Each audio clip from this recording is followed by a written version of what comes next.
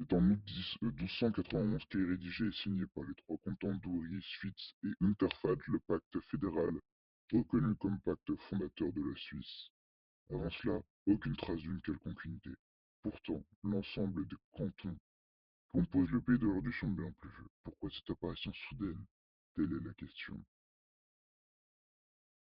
La Suisse, petit pays neutre, discret et inoffensif, c'est ce qu'il veut nous faire croire. La vérité est bien plus sombre. Depuis des siècles, la Suisse orchestre un plan méticuleux pour dominer le monde. Et aujourd'hui, nous allons vous révéler comment. Je vous ai parlé au tout début de la fondation de la Suisse en 1291. Mais savez-vous que la même année, en avril, soit seulement 4 mois avant, se termine la période des croisades médiévales avec le siège de Saint-Jean d'Acre par les Mamelouks. Cela marque donc par la même occasion la fin des États latins d'Orient et de la présence chrétienne au Moyen-Orient. Mais alors, où sont passées toutes ces populations chrétiennes? Où vont-elles disparaître avec le temps? Été converties? Est-ce que c'est ce qu'on veut faire croire? Elles ont juste été déplacées. Vous voyez comme le lien entre la Suisse et la chrétienté est étroit. Vous ne me croyez pas? Qui protège le pape, à votre avis alors? Eh oui, bingo, les gardes suisses.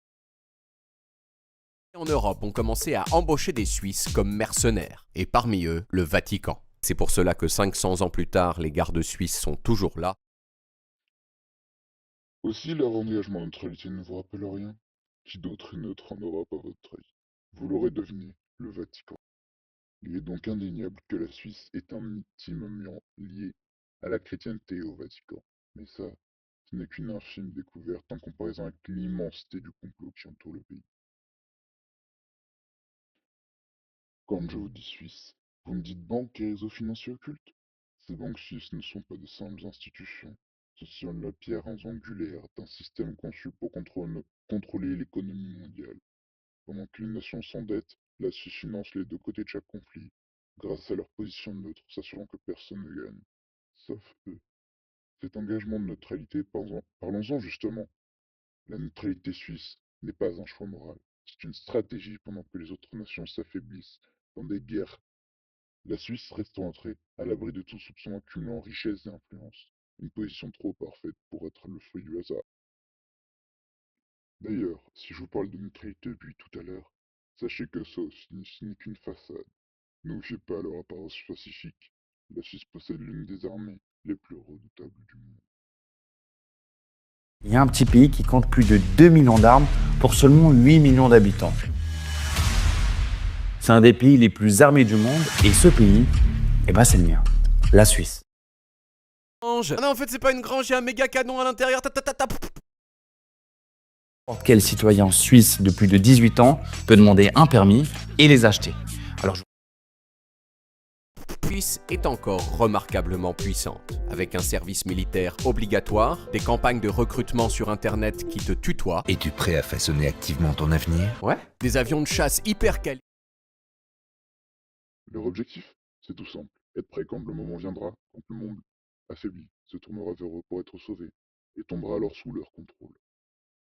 Car ce que je ne vous ai pas dit encore, c'est que la Suisse, c'est une civilisation extraterrestre robotisée, un peu comme les Daleks de Doctor Who, qui prépare son invasion complète de la Terre depuis 1291. Regardez à nouveau les détails. Tout d'abord, la suite est officiellement neutre, mais la neutralité c'est un concept impossible pour l'homme. En effet, l'homme est souvent pris par l'émotion, que ce soit les désirs, la colère ou la tristesse, d'où les 7 péchés capitaux, ou encore le bonheur. Néanmoins, le peuple robotisé suisse ne laisse aucune trace à quelconque émotion, ce qui laisse un champ libre total pour un plan qui se déroulera sans accroc. Vous allez me dire comment vous savez que les Suisses sont des robots extraterrestres? Qui plus est, mais dans l'histoire, c'est vous les aveugles. C'est sous vos yeux depuis le début. Le nom suisse n'est qu'un acronyme, celui de Société universelle intergalactique sans souci extérieur. Un autre indice.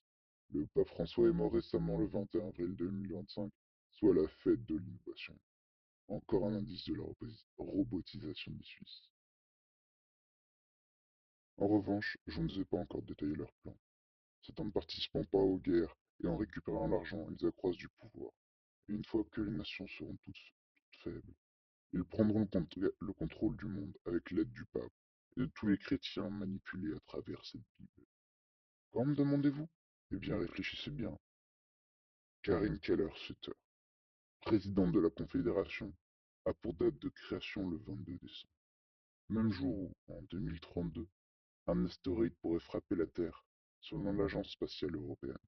Un avertissement de leur venue prochaine et de leur attaque.